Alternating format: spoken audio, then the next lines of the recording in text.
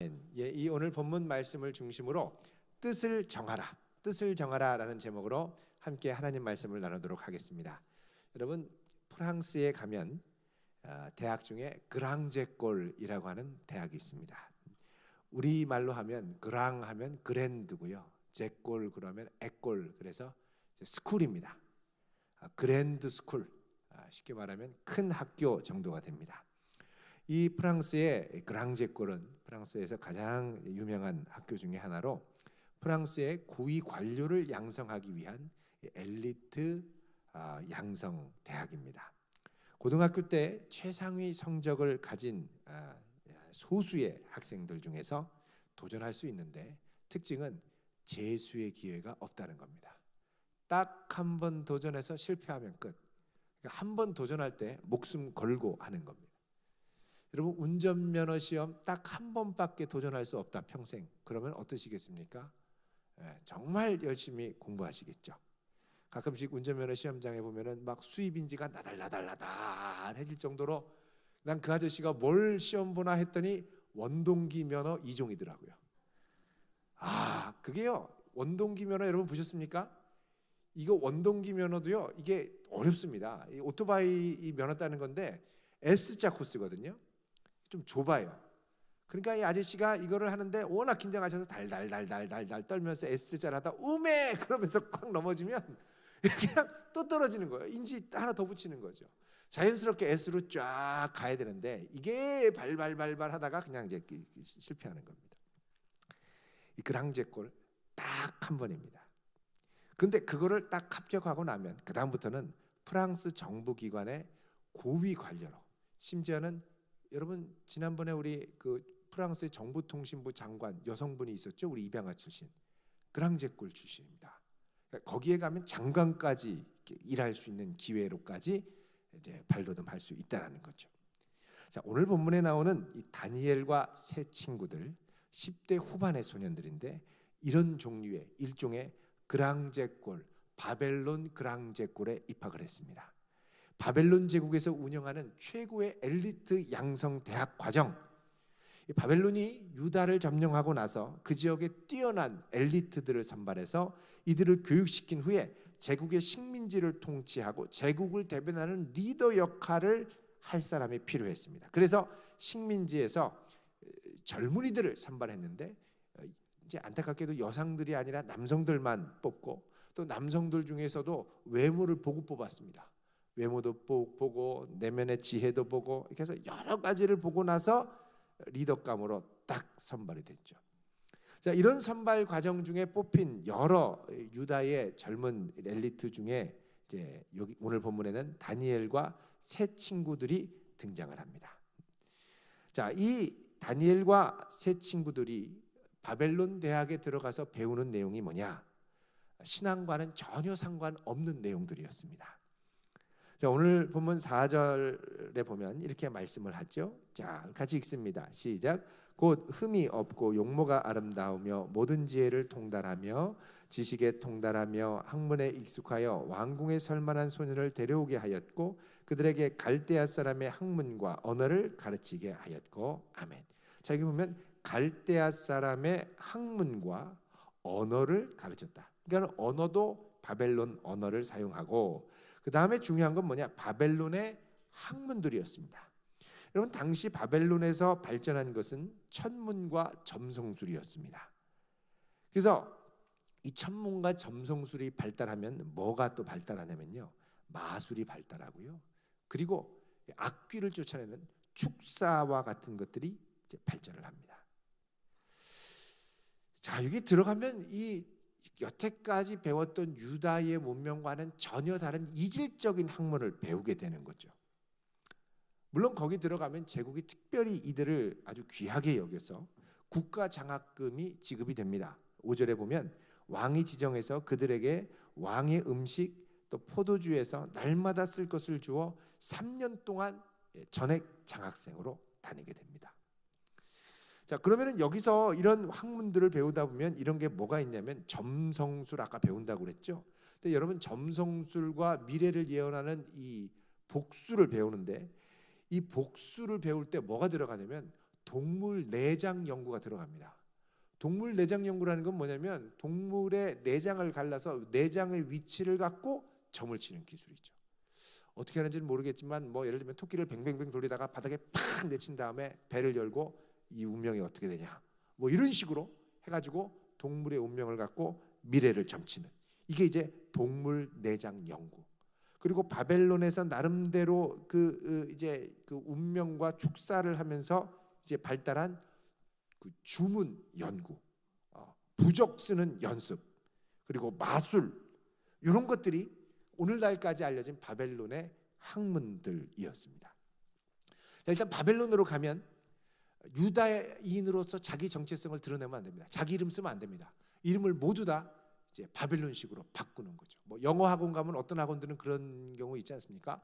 이름을 다 영어식으로 바꾸는 거예요. 케빈, 뭐 TGI 프라이데이 그런 데 가도 그러죠. 이제부터 제 이름을 케빈이라 불러주세요.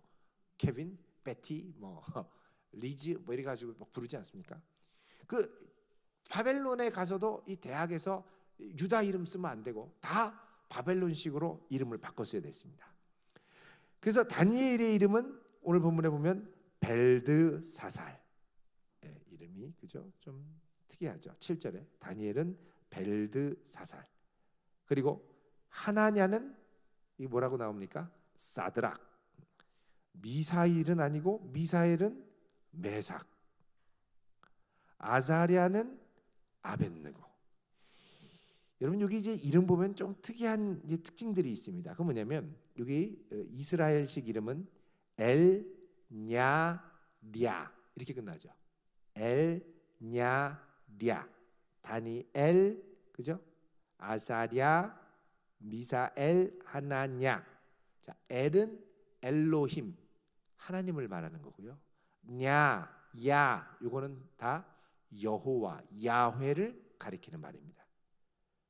그러니까 이제 이름이 다 하나님이 들어간 이름들이에요. 근데 반대로 그 이름을 바꿔 가지고 들어간 이름에는 벨, 느고 이런 이름들이 있단 말이죠. 벨, 느고. 그래서 그 다니엘 이름은 뭡니까? 벨드사살. 그죠? 그리고 여기 또 메삭, 아벳느고 이렇게 있습니다. 그러니까 벨, 느고 이런 건 다 뭐냐면 바벨론 신의 이름들입니다. 그러니까 이제 이름을 좀 더 풀어서 얘기를 하면 다니엘 그러면 하나님이 나의 재판관이다 이런 뜻인데, 벨드사살 그럼 뭐냐면 벨이여, 바벨론 신 이름이죠. 벨이여 드사살, 그의 생명을 보호하소서. 하나냐, 여호와는 은혜로우시다. 사드락, 이걸로 바꿨는데 사드락은 뭐냐? 바벨론의 땅의 여신인 아쿠의 명령이다. 이게 이제 사드락입니다. 미사엘, 하나님과 같은 이가 누구인가? 이게 미사엘입니다. 근데 메삭으로 바꾸죠. 메삭은 이 바벨론의 신 이름인 아쿠 신의 이제 그 이름입니다. 아사랴, 그럼 여호와께서 도우셨다라는 건데, 아벳느고 그러면 느고의 종 이런 뜻입니다.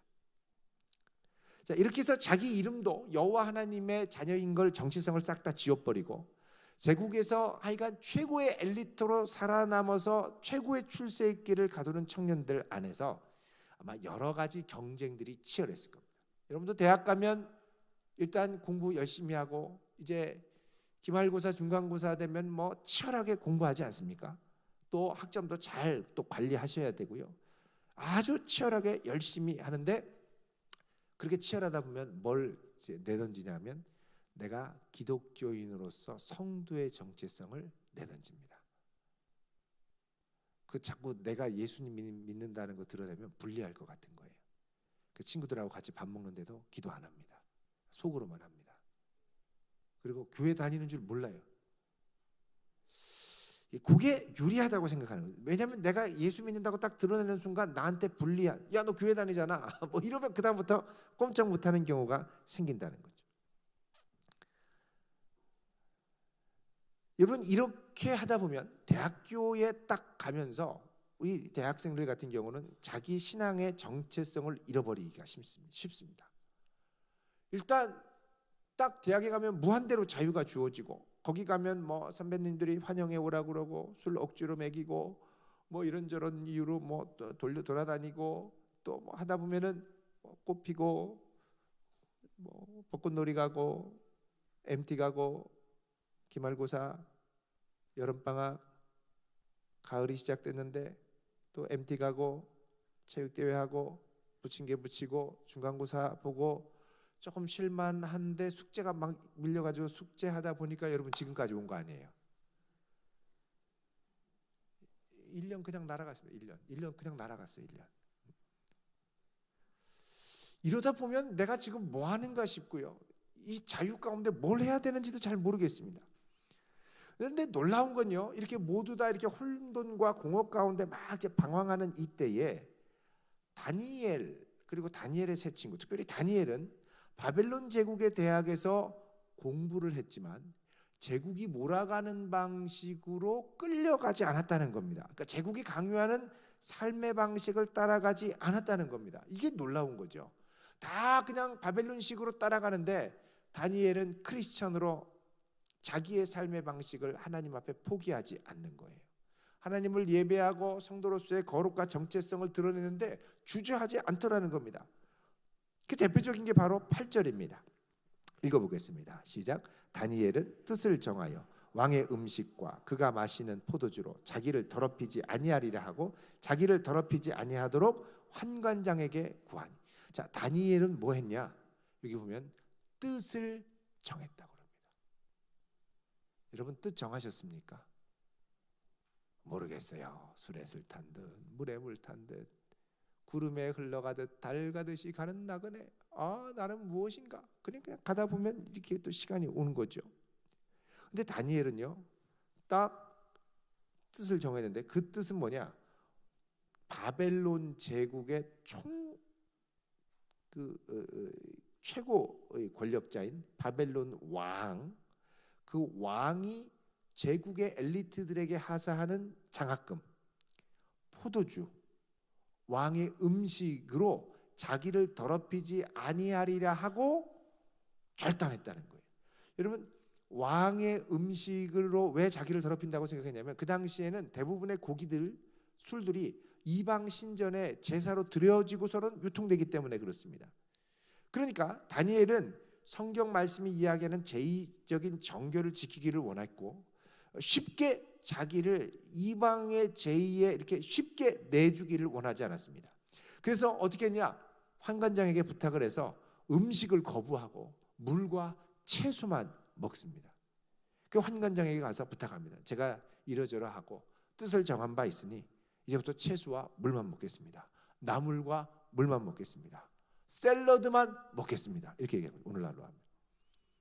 오늘날은 샐러드만 먹어라 그럼 할렐루야 하고 좋아하는 분들이 있을지 모르겠습니다. 그러나 옛날에는 샐러드만 먹으면 비실비실해서요. 그러자 환관장이 10절에 뭐라 그러냐? 야, 너 이러다가 큰일 난다. 왕이 먹으라고 한 거 안 먹었다가, 그죠? 10절에 너희 얼굴이 초췌해서 같은 또래의 소년들만 못한 걸 보면 네 얼굴이 거무튀튀해지고 검버섯 피고 막 이러면 내가 왕 앞에 지금 내 목이 달아난다. 안 된다. 이렇게 얘기하는 거예요. 그러자 다니엘이 뭐라고 그러냐면 이렇게 얘기를 합니다. 12절에 청하오니 당신의 종들을 열흘 동안 시험하여 채식을 주어 먹게 하고 물을 주어 마시게 한 후에 당신 앞에서 우리 얼굴과 왕의 음식을 먹는 소년들의 얼굴을 비교하여 보아서 당신이 보는 대로 종들에게 행하소서. 다른 말로 하면 열흘 동안 시험해보고 그래도 부실부실하고 푸석푸석하면 하지 말라는 거예요. 다른 말로 하면 다니엘이 이런 영적인 자신감이 있었던 겁니다. 내가 하나님을 위해서 이거 도전할 테니 한번 어떻게 되나 봅시다. 뭐 안 되면 말고 그러나 일단 해보고 얘기합시다. 안 된다 그러면 안 돼요. 할 수 없죠. 이게 아니라 일단 해보고 보자는 거예요. 해보고 보자. 여러분 이게 그냥 나오는 말이 아닙니다. 지금 이게 자기 목숨을 걸고 제국과 맞짱을 뜨는 거예요. 다니엘은 지금 어떻게 보면 제정신이 아닐 수도 있고 다른 한편으로는 자기 중심을 잘 지키는 것일 수도 있고 그럼 우리가 어떻게 해서 이런 용기 있는 행동을 하며 뜻을 정할 수 있었을까를 물어볼 필요가 있습니다. 어떻게 뜻을 정했느냐? 여러분, 이거를 이해할 수 있도록 설명하는 게 다니엘서 6장 10절입니다. 한번 보겠습니다. 다니엘 6장 10절. 1241쪽 1242쪽. 자, 10절 읽습니다. 시작. 다니엘이 이 조서에 왕의 도장에 찍힌 것을 알고도 자기 집에 돌아가서는 윗방에 올라가 예루살렘으로 향한 창문을 열고 전에 하던 대로 하루 3번씩 무릎을 꿇고 기도하며 그의 하나님께 감사하였더라. 아멘. 자, 이게 뭐냐면 다니엘이 왕의 조서, 이 조서에 뭐가 있냐면 왕에게 절하지 않은 사람은 다 사자굴에 집어넣어라, 이겁니다. 이걸 알고도 집에 돌아가서 이 조서대로 안 하고 예루살렘으로 향한 창문을 열고 전에 하던 대로 하루 3번씩. 전에 하던 대로라는 건 뭡니까? 바벨론에 와서 계속했다는 겁니다. 하루에 3번씩 뭐 합니까? 무릎을 꿇고 기도하고 그의 하나님께 감사했다라는 거죠. 다른 말로 하면 다니엘이 뜻을 정하게 되는 원동력이 바로 여기서 나왔는데, 다니엘이 뜻을 정한 건 뭐냐? 다니엘은 먼저 하나님의 말씀을 묵상하고 그 말씀을 붙들고 순종하는 것에 최우선순위를 드렸다는 겁니다. 목숨을 걸었는데 어떻게 걸었느냐? 늘 일정한 시간을 들이고 평상시에 이것을 습관화했다는 겁니다. 늘 했다는 거죠. 여러분, 다니엘이 하나님의 뜻을 타협하지 않고 추진할 수 있는 삶의 능력이 어디서 나왔습니까? 바로 이런 경건의 훈련이라는 겁니다. 여러분, 경건의 훈련을 하는데 사실 이게 경건의 훈련이 어려운 이유 중에 하나는 좋고 하면은 아주 유용하다는 걸 알지만 당장에 내가 할 일이 그것 말고도 너무 많아서 못하는 겁니다. 그러니까 우리 삶을 이루고 있는 일들 중에 중요한 게 있지만 긴급한 것에서 중요한 게 자꾸 밀려가는 거죠. 밀려가는 거죠. 여러분, 우리 삶에 이 닥치는 일들을 보면 그 일의 성격에 따라 긴급한 것과 긴급하지 않은 것, 중요한 것과 중요하지 않은 것으로 나눌 수 있습니다. 이게 또 두 개가 합쳐지면 긴급하지만 중요한 거, 긴급하지 않지만 중요한 거, 긴급하지만 중요하지 않은 거, 긴급하지 않지만 중요하지 않은 거, 이런 것들이 있습니다. 자, 긴급하면 중요한 거 뭐가 있습니까? 중간고사, 기말고사, 과제, 뭐 당장 해야죠. 근데 긴급하지 않지만 중요한 거, 이게 뭐가 있습니까? 긴급하지 않지만 중요한 거. 가만 생각해 보면 이런 것들은 대부분 우리 삶을 변화시킬 수 있는 능력의 출처입니다. 경건훈련, 성경 읽기. 또 여러분이 그토록 때로는 내가 이것만 잘했으면 원이 없겠다. 여러분, 지난번에 제가 캠퍼스 사역을 하면서 진소학원의 박진소 원장님을 초대해서 우리 캠퍼스에서 특강을 하게 했습니다. 한남대학교. 그랬더니 이 진소 원장님이 와가지고 이제 쓰더라고요. 나는 예를 들면 졸업 후에 무엇을 하겠다. 현재형으로 써보라는 거예요. 대부분 나는 졸업 후에 취업을 하겠다. 뭐 졸업 후에 뭘 하겠다. 이렇게 하는데 그 밑에 이분이 이제 영어학원 원장님이니까 만약에 여러분 영어가 걸림돌이 없다면, 영어에 있어서 완전 자유롭다면 이 문장을 어떻게 바꿔볼 수 있겠습니까? 라고 물어보더라고요. 나는 영어에 아무 지장이 없이 된다면 나는 졸업 후에 뭘 하겠다. 그러니까 이 친구가 나는 졸업 후에 뭐 아버지 공장에서 일하겠다 이러던 친구가 졸업 후에 무슨 호텔에서 싱가포르에서 뭘 어떻게 바뀌더라고요. 바뀌더라는 거예요. 막.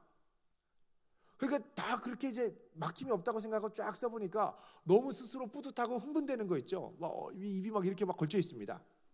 근데 문제는 뭐냐? 그 영어 공부를 언제부터 어떻게 할 거냐는 거죠. 근데 이거는 그야말로 시간을 정하고 내 삶의 우선순위를 두고 꾸준히 하지 않으면 절대 향상되거나 변화가 될 수 없는 것들입니다. 여러분, 책 많이 읽으면 좋잖아요. 언제 읽으시겠어요? 유튜브 볼 시간도 모자란데.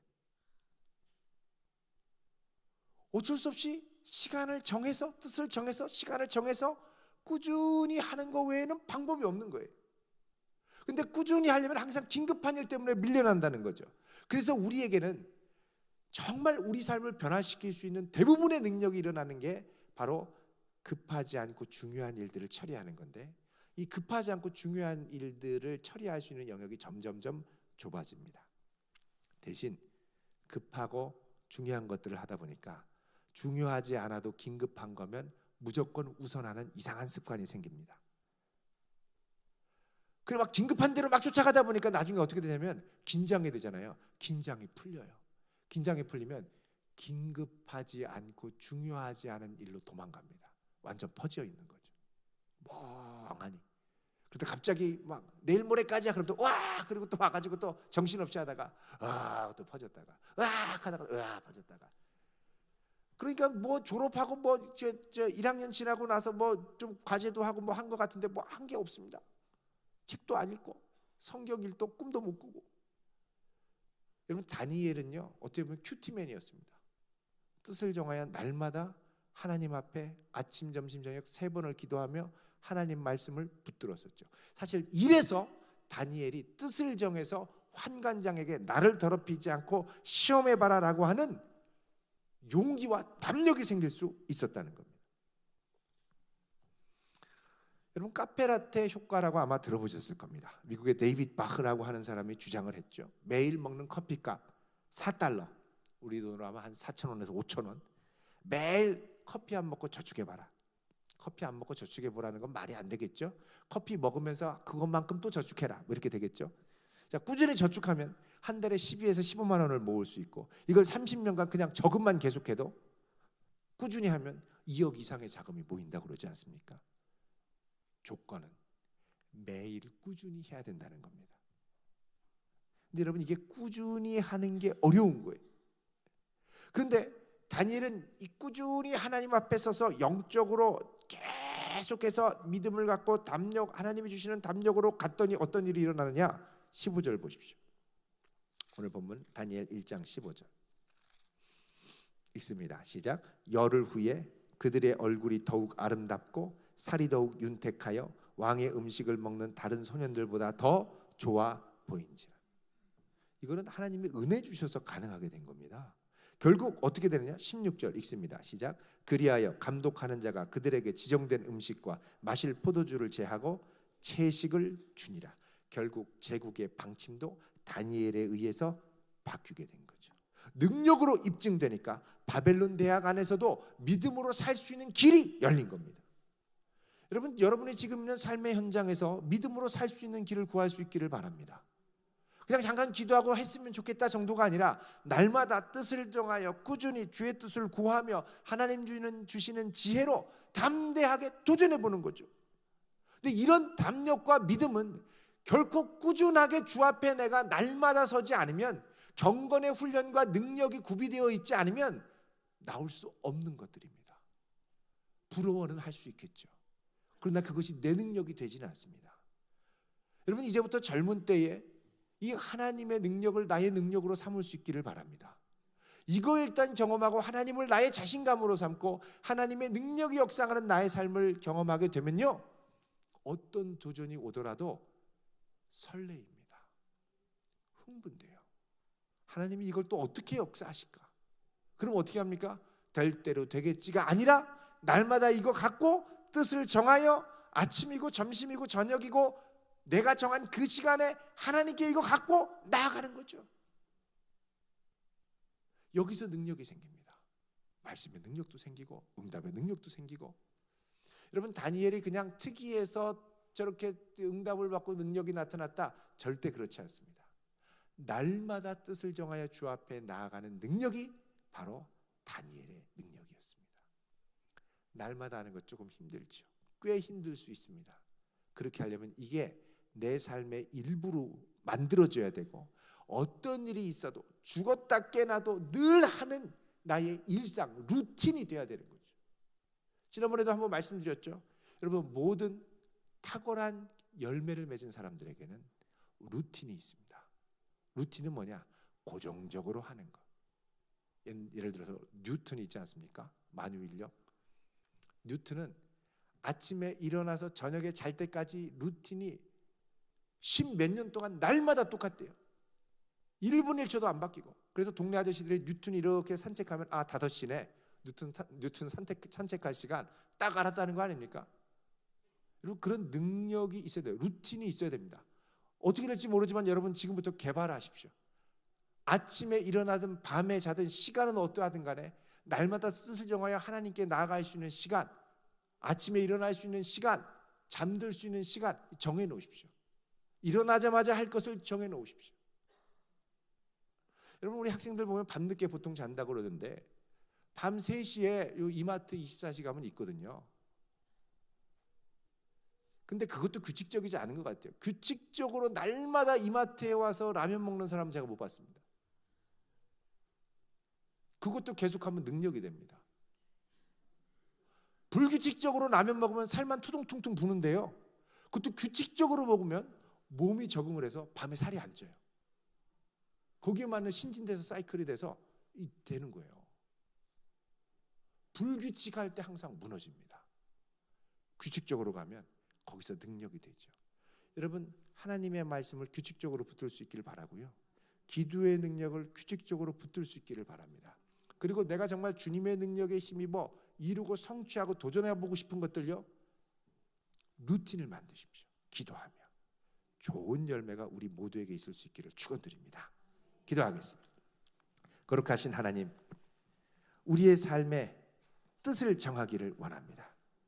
우리를 향한 하나님의 놀라운 뜻에 눈을 뜨기 원합니다.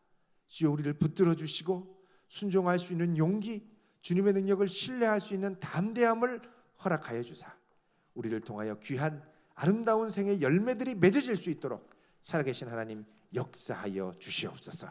오늘 시간도 주 앞에 맡기며 나아갈 때 주께서 우리에게 지혜를 주시고 우리 삶에 새롭게 일어나야 할 그 부분을 깨닫게 하사 예수의 이름으로 일어나는 저희들 되게 하옵소서. 예수님 이름으로 기도하옵나이다. 아멘.